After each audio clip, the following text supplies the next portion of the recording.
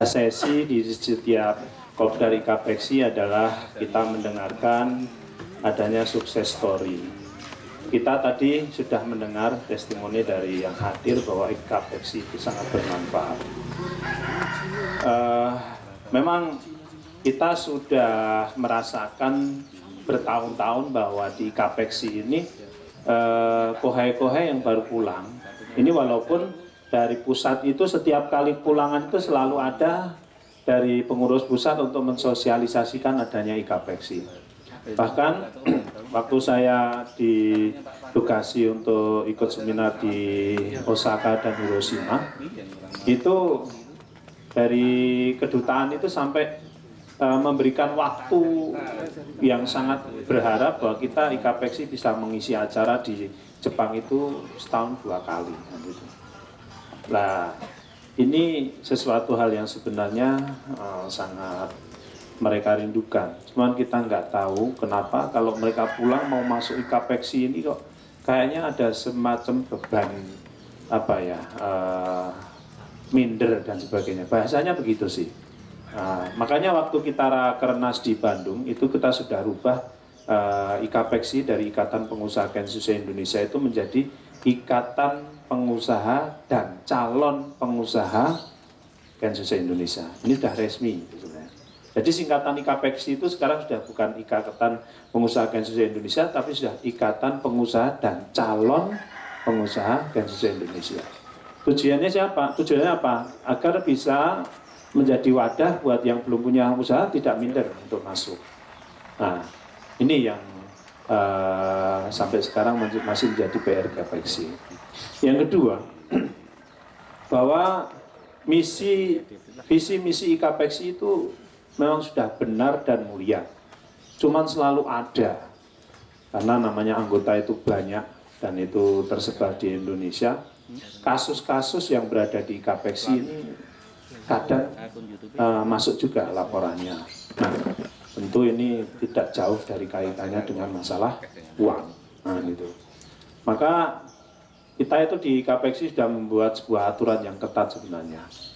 Kalau yang namanya investasi itu harus dilaporkan, kan itu. Dan kalau saya lebih cenderung sekarang itu malah kalau bisa dilarang gitu ya. Investasi itu artinya bahwa orang kita, salah satu dari kita ngajak untuk nanam saham, nanam uang, terus dia kelola. Nah itu banyak maldorotnya, kan itu ya. Kalau untung ya biasanya ya tidak masalah, tapi nanti kalau rugi pasti akan dampaknya nama baik IKAPEXI yang rusak. Yang kedua ada kerjasama, kan itu ya. Kerjasama itu sebenarnya tidak boleh dibilang ini hanya kita memberikan warning. Kalau kerjasama itu harus ngerti peluang dan risikonya dan tugas masing-masing komitmennya harus jelas. Karena kalau kerjasama itu mesti semuanya harus terjun, tidak hanya naruh uang. Nah ini bedanya invest sama kerjasama. Kalau kerjasama itu, kalau memang benar-benar kerjasamanya, kalau nanti bisa berkembang, itu juga biasanya sama-sama pintar. Kalau misalnya nanti ada masalah terkait rugi, bangkrut dan sebagainya, dua-duanya itu menyadari bahwa masalahnya itu terletak pada ini itu. Nah, tapi akan menjadi masalah lagi nanti saat ternyata wah ini yang pegang ini nggak amanah dan sebagainya, saling menyalahkan dan sebagainya. Nah ini, maka marwah IKAPEXI yang sudah baik, tadi sudah banyak menghasilkan output baik ke teman-teman, mari jaga bareng-bareng. Kalau namanya ada invest, apalagi pengurus ngumpulin invest, silakan laporan. Itu ya, jangan kan itu, kita hindari itu. Kalau kerjasama oke lah silakan, tapi kalau kerjasama itu harus sama-sama tahu resiko dan peluangnya. Sehingga nanti kalau ada masalah sudah nggak saling menyalahkan lagi, kan itu. Ya, itu prolog dari kita bersama-sama di IKAPEXI. Kita saling bareng-bareng menjaga marwah IKAPEXI. Nah, ini kita datangkan 2 orang ini, selalu ada namanya sukses story di IKAPEXI. Yang kedua, karena tema kita saat ini lagi menghadapi pandemik berkepanjangan, Nah ini nanti kita sharing pengalaman dengan Mas Ali ini yang istilahnya melanglang Jawa Tengah itu ketemu banyak orang. Nah, bagaimana strategi mereka di dalam menghadapi pandemik seperti ini? Ada yang gulung tikar, ada yang mampu bertahan, ada justru bisa bertumbuh. Nah ini strategi-strategi seperti itu kita kumpas tuntas dengan cara yang sangat sederhana bisa dipahami. Begitu. Ini Mas Asep dulu, ya kan itu ya. Ini Mas Asep itu kalau dibuat cerita film kayaknya menarik gitu ceritanya kan itu ya. Bisa didramatisir yang artinya ya kalau dibuat sedih ya biar kelihatan sedihnya gitu ya. Awal mula kenal Ikapeksi ya kita harus mulainya kan startnya kan dari itu. Mas Asep itu tentu teman-teman yang pernah ikut reuni di 2018 akan kenal samanya Mas Asep kan itu ya. Mas Asep cerita dulu ke teman-teman awal kenal Ikapeksi itu ceritanya bagaimana, tapi jangan terlalu sebut nama. Inisial aja. Ya silakan. Ya silakan. Assalamualaikum warahmatullahi wabarakatuh. Minasang genki desu ka? Oh, genki. Jangan ditinggal itu ya, alhamdulillah. Iya. Oke. Alhamdulillah, ini saya akan bercerita mungkin agak runtut, kalaupun panjang, udah dengarkan saja pokoknya, kalau dimasukkan saja gitu. Itu tahun berapa Pak ya? Bukan 2015, tapi 2018 ya? Mas Adi, tahun berapa itu Mas? 2017 ya. 2017 ya. Oh 2017, Oke. ya. Pada saat itu Mas, berarti tahun 2017, 2 hari sebelum hari H ada reuni di Kerawang, saya ditelepon sama rekan saya, Mas, saat itu saya tidak bekerja, Mas, saat itu tidak bekerja saya. Ya, jadi tidak beda jauh dengan Mas Kiswanto, ya. Awal startnya dia. Saya tidak bekerja, cuma saya waktu itu memang resign untuk tenang dulu. Tapi bedanya dia tidak punya uang waktu itu. Oh gitu. Ada perbedaan mendasar ya, maaf ya. Jadi saya dari pulang Jepang dulu Pak ya. Saya pulang Jepang 2006, saya L120, selamat datang para senpai dan kohei mungkin ya. Saya setelah pulang kerja di perusahaan Jepang, langsung direkrut di PT Kawai Indonesia. Situ jadi maintenance, jadi quality insurance QA. Terus pindah lagi saya di Cikarang, quality insurance di PT Kyosa Indonesia. Mungkin tahu ya Pak, PT Kyosa Indonesia. Setelah itu terus saya kenal Cina Collab. Jadi Cina punya modal collab dia. Cina orang Medan. Terus kerja bareng, udah mulai tumbuh. Saya di dalamnya, terus saya kerja di situ menjadi manajernya. Setelah berjalan bagus, saya keluar, pulang ke Indonesia. Pulang ke Jawa, melanjutkan ekspedisi juga. Saya nyetir sendiri, apa-apa sendiri. Setelah itu saya stop dulu Pak, tidak bekerja dulu waktu itu. Terus kenal anak-anak rental. Jadi saya di komunitas rental di Bojasarya sini saya menjadi sopir tembak gitu. Nah 2 hari sebelum kenal Ikapeksi, saya ditelepon, Mas Asep besok nganter acara ngantenan ning Bekasi gitu. Siap. Nanti kamu ketemu Mas Andripedia waktu itu. Ya. Saya datang ke Andripedia. Oh, AP ya? AP aja. AP. Salah. Terus kasar ya, oke lah. Terus ke Andripedia saya bilang, Mas, nanti kamu kalau ditanya supir saya, ya Pak. Padahal dia kohei saya. Saya SMP, tapi kan nggak tahu kalau itu Ikapeksi ya Pak. Oke. Nanti Mas, identitas saja. Identitas saja ya. Terus saya ketemu Mas Miko, dijemput di rumahnya Mas Miko. Ya ketemu Miko, ketemu anak-anak Ikapeksi. Padahal Miko kohei saya Pak. Saya nggih gitu waktu itu. Ya, harusnya cium tangan ya. Cium tangan harusnya tak terus dikosoke dia. Karena saya nggak tahu kalau itu acara anak-anak Ikapeksi. Terus saya nyupir Pak. Posisi itu saya menjadi sopir. Sopir jalur selatan, jemput teman-teman yang dari jalur selatan sampai Jakarta sana. Yang nemenin saya Mas Adi Waloyo. Saya terlalu senengnya ketemu rekan-rekan tuh, sopir saya nggak berhenti Pak. Kuat melek matanya ini. Mau nyupirku ya banter, bahagia. Sampai sana gabung. Setelah sampai sana Mas AP sudah beda memandang saya. Ternyata saya sempainya. Oh gitu ya. Mulai agak ada pandangan beda kan ya. gitu. Setelah pulang ke sini vakum saya jadi guru dulu. Saya jadi guru di SD ITLA Al-Firdaus, sama saya menjadi supir taksi Bluebird. Jadi saya kalau jam 4 pagi udah narik taksi itu saya start dari Ungaran ke bandara. Ungaran ke bandara jam 7 kan sudah ke bandara, saya ngajar dulu. Setelah ngajar saya jam 12 ganti baju supir taksi lagi sampai malam. Hari Minggu saya kuliah Fakultas Pendidikan itu pakai taksi. Jadi taksi saya taruh di gereja, waktu itu kan deket yang tempat saya untuk pokjar, mau belajar dekat gereja. Sampai teman saya taksi bilang gini loh, saya mau Kristen dong Mas, kok pada isa perlu nengkono lah bilang ya gitu aja. Biar gak banyak pertanyaan. Terus berjalannya waktu, saya ditelepon perusahaan orang tua grup besar lah ya. Begitu ditelepon, saya gabung baru merintis Pak. Waktu itu saya bekerja sendiri, usaha dewi. Semua saya lakuin sendiri, ya jalan, tapi peningkatannya nggak begitu signifikan.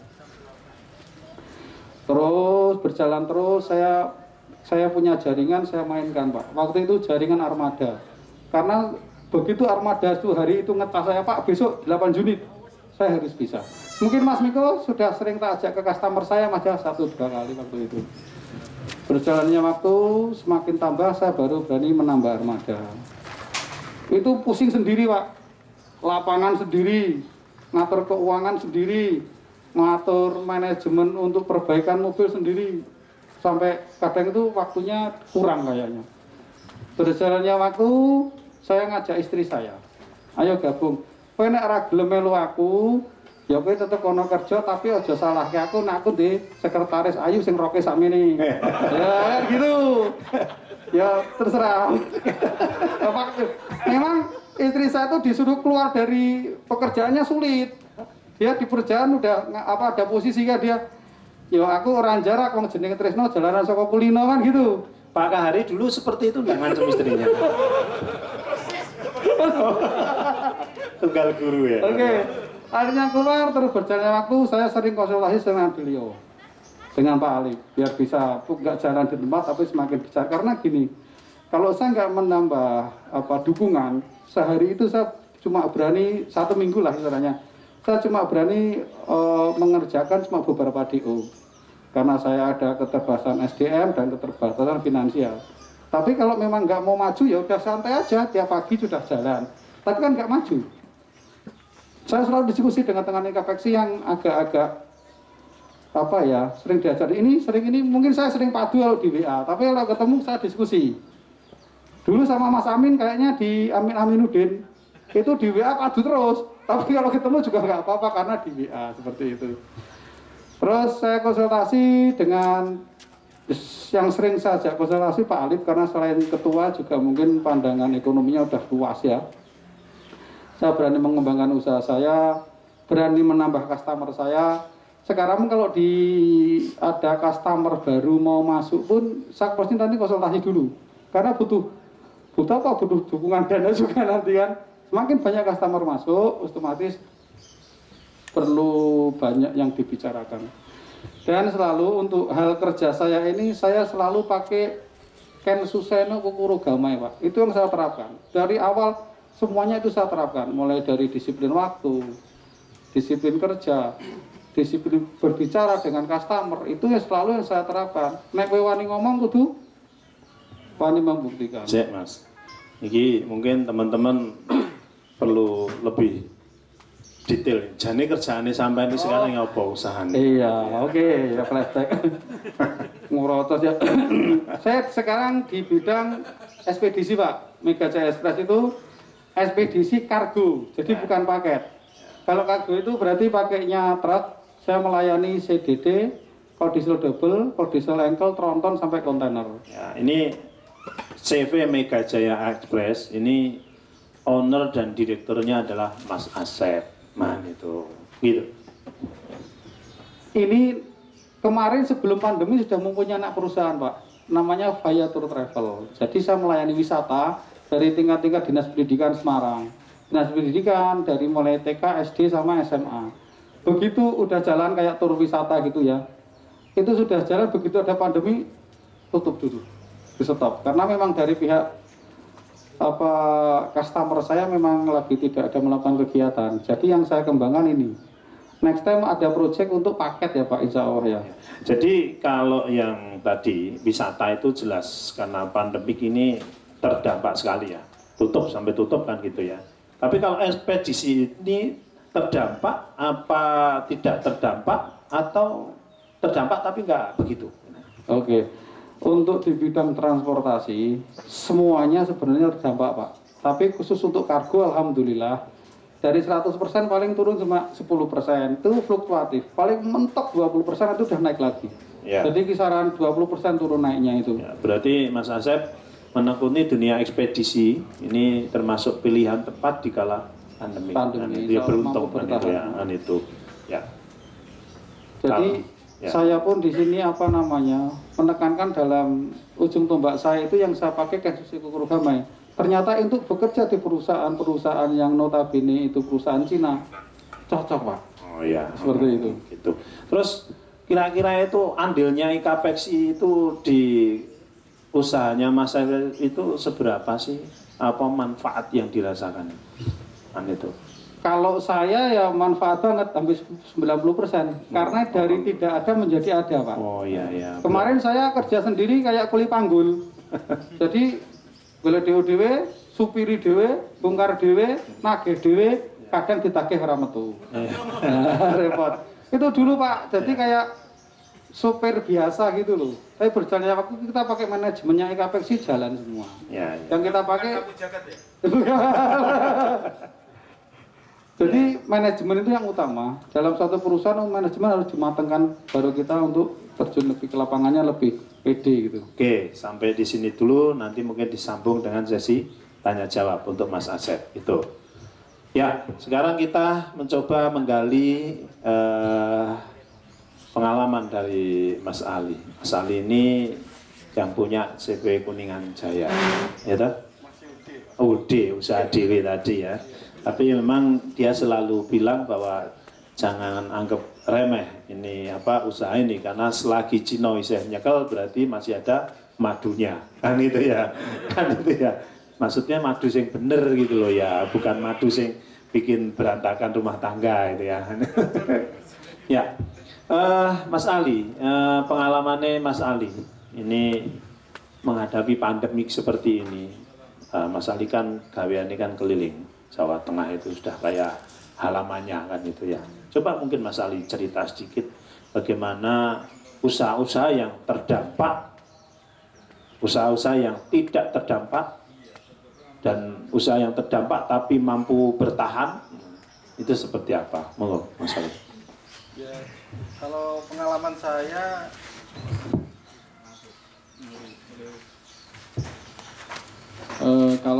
saya di keliling-keliling ini ya Pak, sebenarnya semua usaha hampir terdampak semua. Oh, iya. Jadi nggak ada usaha yang nggak terdampak. Gitu ya. Iya.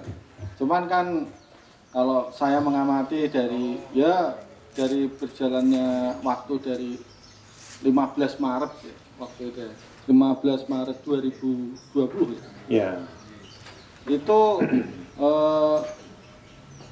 ada beberapa usaha yang tetap eksis ya, di antaranya ya kebutuhan primer. Ya, pokok ya. Iya, Kalau kebutuhan pokok itu artinya kena dampak, kena pandemik apa enggak kena pandemik, orang kan tetap makan. Nah, ya, gitu ya. ya sebenarnya tidak. Ya kebutuhan primer tidak hanya makan, Pak. Oh iya. Iya. Karena banyak juga outlet-outlet makanan yang tutup juga karena dibatasi waktunya. Kemudian mungkin mereka jika beroperasi itu tidak mencapai BEP atau bagaimana tidak betul, bisa bertahan. Ya, ya. Selain itu, menurut saya tidak hanya makanan saja, tapi yang kebutuhan primer lainnya, misalnya kayak material bangunan. Oh, itu termasuk primer ya Mas? Iya. Oh iya. Iya kan, orang tetap butuh tempat kan untuk tinggal. Ya, oh iya, betul ya. Nah, jadi usaha tak lihat ya toko bangunan tuh ya mengeluh, cuman tapi walaupun mengeluh dia masih tetap bisa berjalan dan masih bisa jualan, masih bisa yang produksi juga produksi. Kemudian berjalannya waktu dengan pembatasan itu mereka ketika barang impor di stop, pengrajin lokal itu malah tumbuh. Oh ya. Berarti sebenarnya omsetnya Mas Ali itu selama pandemi itu sebenarnya turun apa stabil apa bisa naik? Kalau di pengalaman pribadi saya ya Pak ya alhamdulillah pada saat bulan awal COVID itu sampai bulan Juli kalau nggak salah, itu menurun ya. Tapi begitu Juli ke atas itu kita udah mulai ya walaupun di lapangan tuh rasanya ngeluh juga, kerjanya harus ekstra ya. Tapi begitu kita lihat laporan keuangan, ya maksudnya ada kas masuk sama penjualan sama volume piutang itu kok kita semakin bertambah. Oh malah naik. Iya. Jadi ada penjualannya naik, terus ya penjualannya naik, permintaan barang juga naik, piutang juga bertambah ya. Karena memang kalau di toko bangunan itu kita nggak bisa langsung kontan gitu, nggak bisa. Sebentar, berarti yang dirasakan Mas Ali naik itu kira-kira ya, ini karena kiat-kiatnya Mas Ali atau memang di usaha yang digeluti Mas Ali itu rata-rata polanya memang seperti itu? Ya kalau grafik ya, kalau sesuai dengan musim ya Pak. Kan kita juga punya musim juga. Dalam toko bangunan itu biasanya bulan mulai panas, itu cenderung orang tuh pada bangun. Ya, bulan panas tuh orang cenderung bangun, jadi penjualannya pun meningkat. Gitu. Jadi kalau bulan 1, 2, pokoknya Desember mulai hujan gitu. Kan kalau ngasih upah ke pekerja kan rugi Pak. Yang punya rumah itu yang bangun rugi karena banyak ini berhentinya karena hujan kan. Iya, kalau di bangunan di sini kan beda, saya di Jepang. Kalau di Jepang kan di tenda atau dikerjain di rumah dulu baru dipasang knockdown gitu. Iya, model knockdown. Kalau di sini kan enggak. Langsung. Langsung eksekusi gitu. lapangan. Ya kebetulan di usaha saya selain itu memang dari saya sendiri waktu itu saya awal-awal sebelum pandemi kalau nggak salah, saya main ke tempat beliau Pak Arif nih. Sebenarnya beliau ini pakarnya malah. Kalau untuk bahan bangunan. Next time. Jadi harusnya salah saya kalau di sini. Harusnya Pak Arif duluan. Siap. Sudah kita absen Pak. Next time. Soalnya kelas distributor Pak. Aku kadang kalau dengar anak-anak yang baru pulang tuh, kadang pengen ketawa juga, pengen jualan langsung bisa jadi distributor. Gak semudah itu. Gak semudah itu Pak. Jadi proses untuk jadi distributor itu juga harus butuh modal. Jatuh bangunnya. Kekuatan modal, kekuatan distribusinya. Administratifnya. Kalau administrasi kantor mungkin ya untuk kebaikan manajemen sendiri sih Pak, gitu. Kayak Mas Asep tadi ya. Nah, dulunya dikerjain semua one man show ya. One man show sapu jagat kata Pak Heri. Saya dulu juga seperti itu Pak. Selalu seperti itu. Sebelum kenal IKAPEXI saya juga seperti itu. Berarti Mas Ali itu kenal IKAPEXI terus manajemennya tambah bagus itu ya? Iya, saya belajar dari Pak Alif tuh.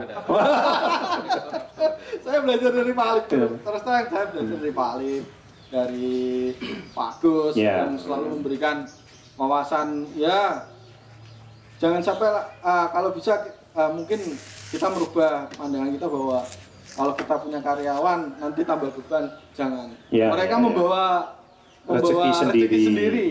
Itu yang saya pegang dan keyakinan itu saya pegang. Loh, kalau dilihat dari kondisi pandemi ya Pak, sebelum Juli 2020 itu saya nambah karyawan langsung 5. 5 orang tambah satu driver. Ya. Itu istri saya juga sempat Protes ya? protes karena ini istri kan Analisisnya terlalu tekstual ya. Iya. Istri saya kan orang akunting juga. Akuntansi, ya. Ya, dulu mantan di akuntingnya Garuda Food dulu. Oh, gitu. Sama kayak Mas Asep. Iya. Daripada saya punya akunting. Ya tahu. Ini Nanti saya laporannya ya. kalau malam piye. Guys, langsung tarik nih.